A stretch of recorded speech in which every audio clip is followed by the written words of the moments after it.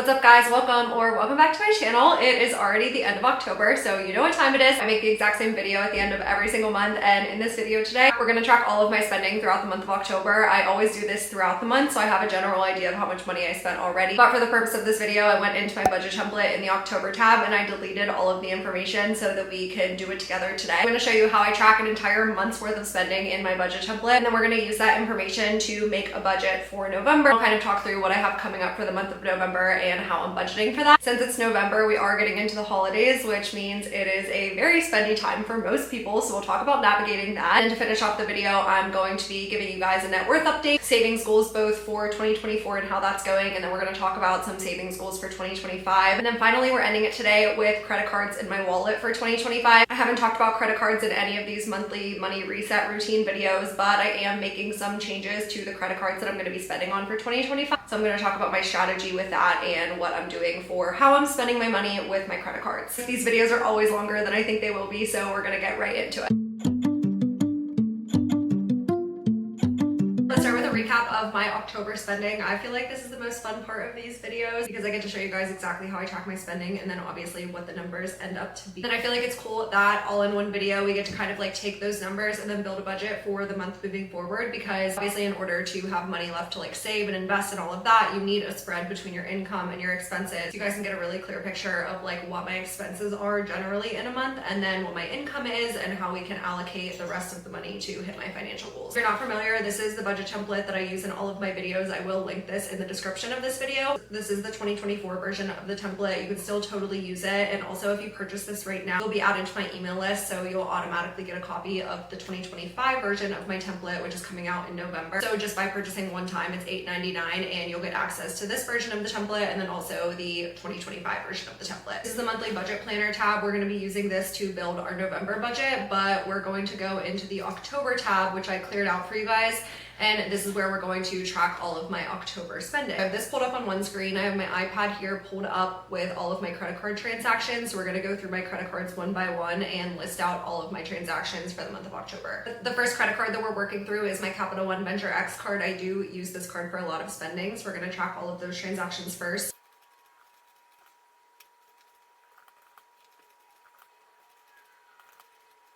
These are all the transactions that were on my Capital One Venture X card. We can go through some of these and kind of like see where I'm at already. Some of the big ones here, I spent $920 this month on the Samsung Frame TV. In a couple videos, but I was going back and forth about putting a TV in my living room because I hate the look of TVs. I had a projector in my living room, but the projector just like wasn't super practical. I almost never got to use the entire wall where I used my projector had to be completely blank if I wanted to use it. So I was just kind of at a point where I was looking for a TV and I hate the look of TVs so much.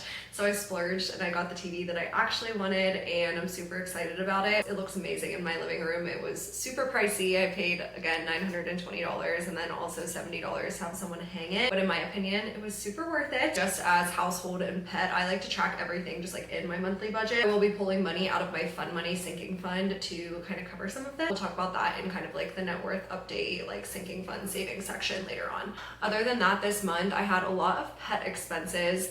I had Bella's like 6-month sort of like checkup and I had to pay almost $200 for her flea and tick medicine. I also got her groomed the other day and I had to buy her dog food as well, which was $232, kind of like all in one, the grooming and the food and all of that. Other than that, I don't use this card for food and drinks, so there was nothing there. I spent $329 shopping so far, but most of my shopping expenses do go on this card. Nothing else on this card is really sticking out to me, so let's go to my Built Rewards card next. Now all of my transactions are in for my Built Rewards card. As you can see, this is the card that I use to pay my rent on. Most people don't put their rent on their credit card. I obviously pay my cards off in full every single month. But since I have the Built Rewards card, I'm able to put my rent onto this credit card without paying the convenience fee. So I'm able to earn points for paying my rent, which I love. I also use a mix of this card and my Chase Sapphire Preferred card for a lot of my dining expenses. So if we go through here, a lot of just like little miscellaneous food and drink expenses that all add up to $174 this month. That's not all of them, just off of this card. I also spent $334 on groceries on this card this month. I wouldn't say this is necessarily my like primary grocery card, but this is the card that's on my Apple Pay and also on my Instacart. So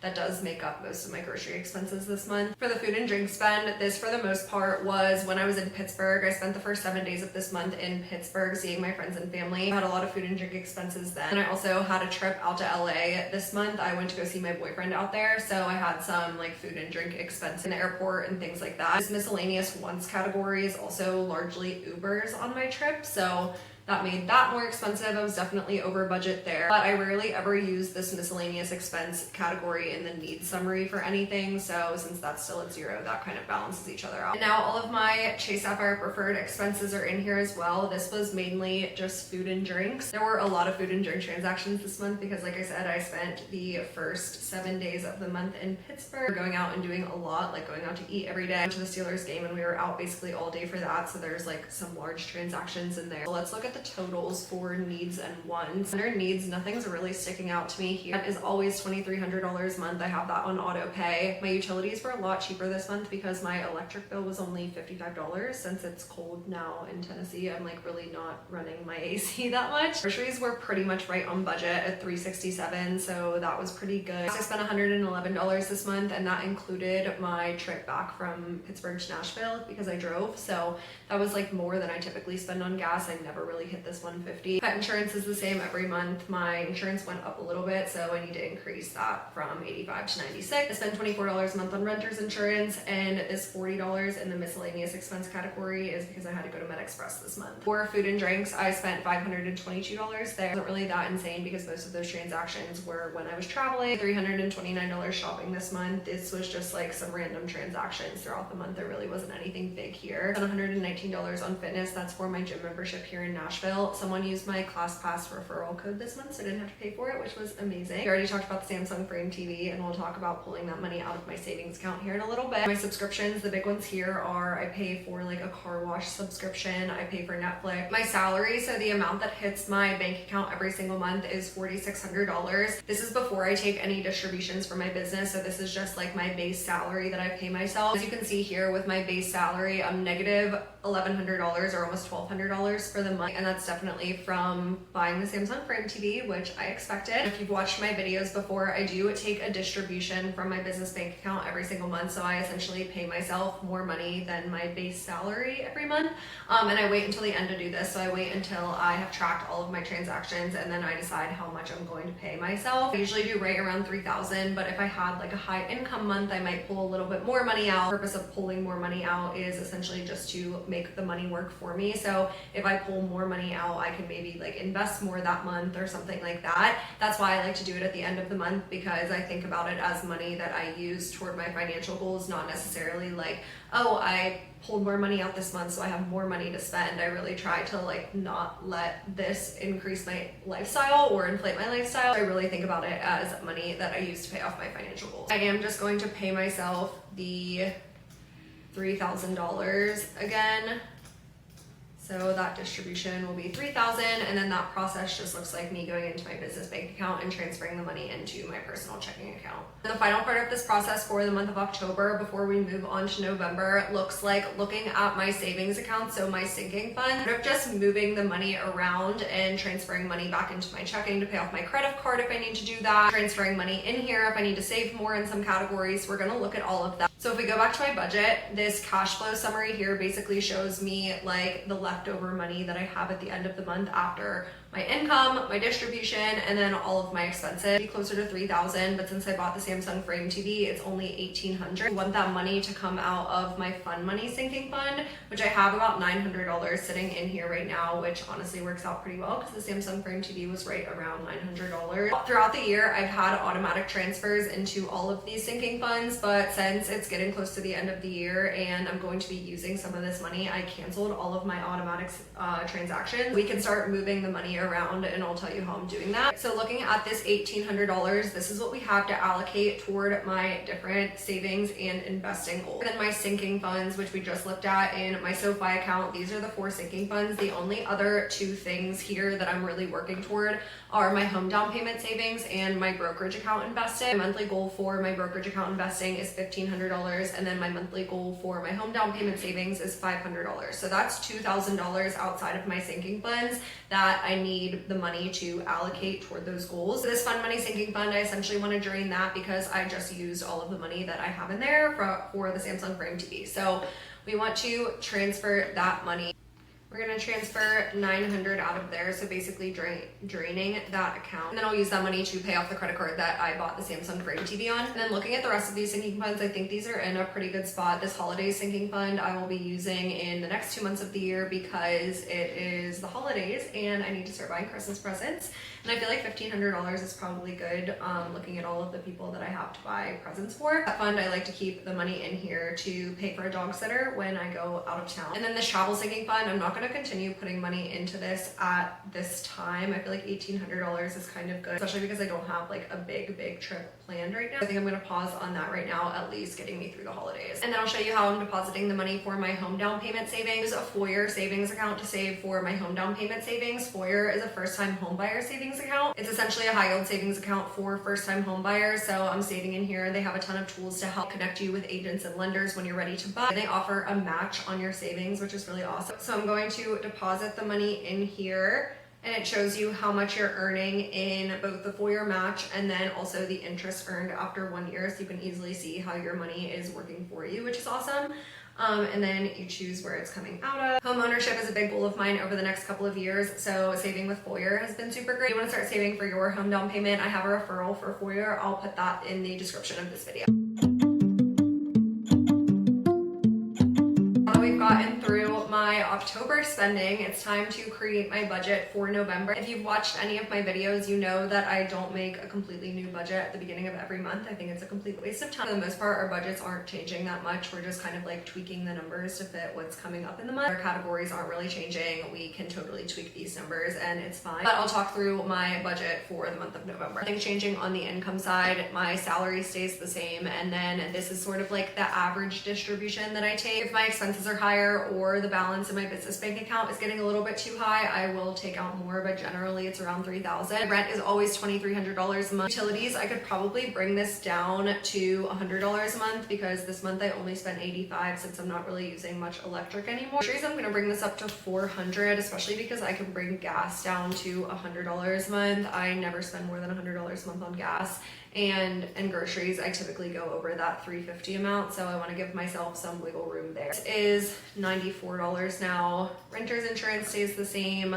I don't have to worry about car insurance until January, so nothing there. And then miscellaneous expenses, I'm gonna bring this down to $50 because I never spend more than $50 in there. Food and drinks, $500 does seem pretty reasonable. The only trips that I have coming up this month are I am going to Florida at the end of November for Friendsgiving.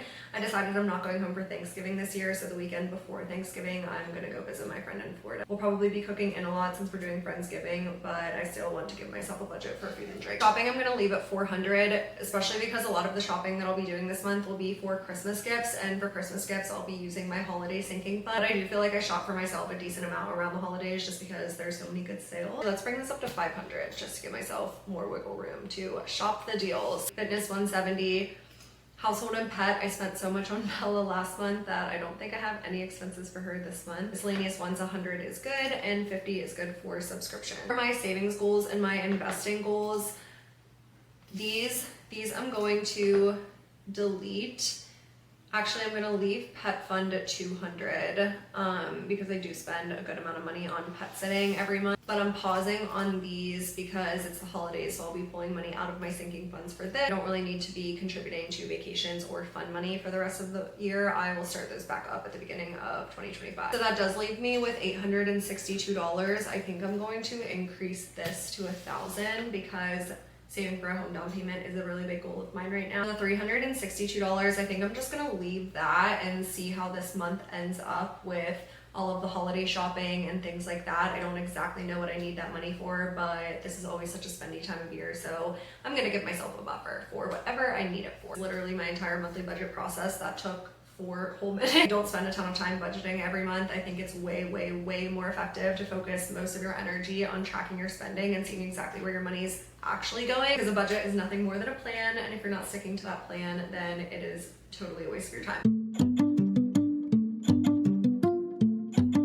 Now that we're done with the budget, I'm going to give you guys a net worth update for November 2024. I do these on my TikTok and my Instagram, and I stopped doing them just because I feel like a lot of people in my personal life follow me on there. But YouTube feels like a safe space if you've made it this far, like 10 or so minutes into the video. You're a real one and you deserve the net worth update. So here we go. It is right on the screen here, so you can see it super easy. Net worth is over $200,000, which I've talked about in a lot of videos before. I've been using SoFi to track my net worth. They have a really cool net worth tracker right in their app. And since I use them for my high yield savings account, that's the app that I was using for all of my sinking funds earlier on in the video. It's super easy to come in here, link all of your external accounts. So all of your savings accounts from different institutions, all of your investment accounts, all of that. You can link all of that super easily and see your net worth. Here's sort of a breakdown of what that looks like. Cash, this is a mix of my emergency fund, my sinking funds, and then also my checking account. My credit cards, this is just like the current balance on my credit cards. I pay them off in full every month. This is just like today, here's how much is on my credit card. And then my investment portfolio is almost $200,000, and there's 4 different accounts that makes this up. My solo 401k,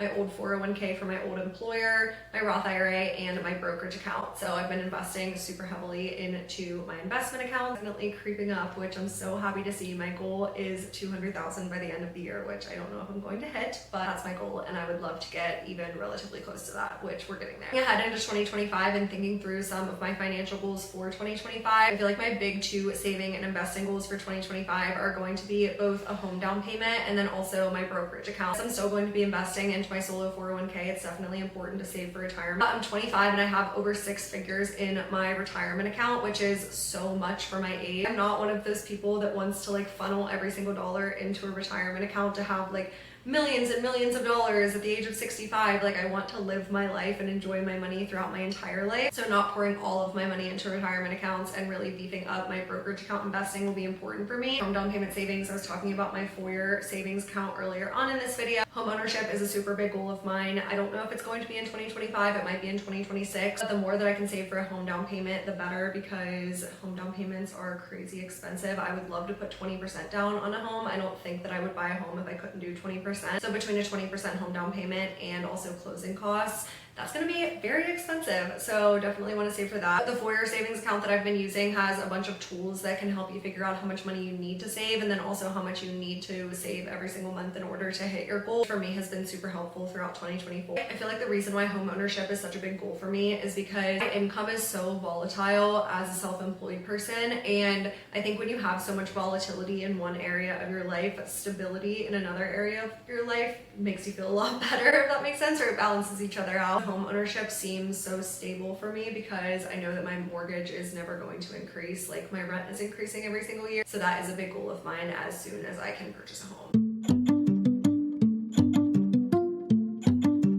Last, to wrap up this monthly money reset, I want to talk about the credit cards that are going to be in my wallet in 2025. I want to preface this again by saying I am not in credit card debt. I've never been in credit card debt, never paid even $1 in credit card interest. So I have always paid off my credit cards in full every single month. But since I am responsible with my money, I do track my spending. I make sure that I'm not overspending. I'm able to spend on credit cards responsibly to be able to take advantage of the credit card points. And credit card points have honestly been such a big part of my financial journey. I have been using credit card points literally since the age of 19, and it's helped me travel so much more than I would be able to without them. Being able to travel off of credit card points allows me to fit it into my budget, so I'm not totally blowing my budget on travel. That has been huge. So these are the 3 credit cards that I'm going to be spending on in 2025 and how I'm going about that. First, I will definitely be keeping the Built Rewards card in my wallet. I have this card already. This is the card that I pay my rent on. Immediately, I'm getting 2,300 points a month just from paying my rent. This card has no annual fee, so I don't have to worry about that. And then I also get 3x points on dining on this card, which I love. The points that you earn on this card are super valuable because they have some pretty awesome transfer partners. I transfer a lot of my Built points over to United, or they also have hotels like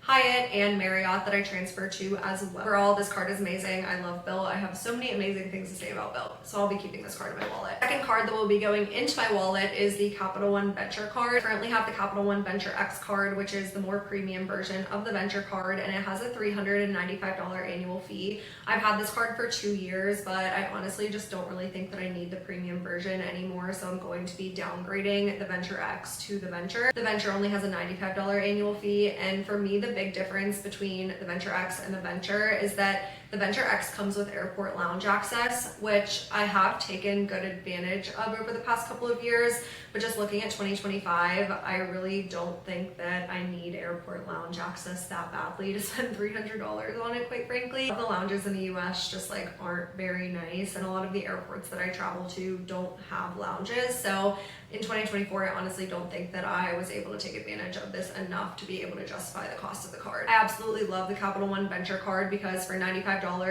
this card still earns 2x points per dollar spent on all spend categories. This card for a lot of those miscellaneous spend categories that on other cards I would earn 1x per dollar spent. For example, like shopping, I put my shopping spend onto this card and I earn 2 points per dollar spent. And the third card, I've been going back and forth a lot with this, but I think my third card this year is going to be a Marriott card. I want to earn a lot more hotel points than flight points because my boyfriend is a pilot. We get a lot of flight benefits because of that, because he's a pilot. Because he gets a lot of flight perks, I think we need more points on the hotel side if we want to be taking trips and we want to be staying in hotels. I choose one hotel chain to be loyal to. I honestly do think it is Marriott. Having a co-branded hotel credit card gives you a ton of perks. Like for example, this one right here only has a $95 annual fee, and just for having the card, every dollar you spend at a Marriott, you earn 17x points per dollar spent. If I booked a Marriott hotel in cash, I would earn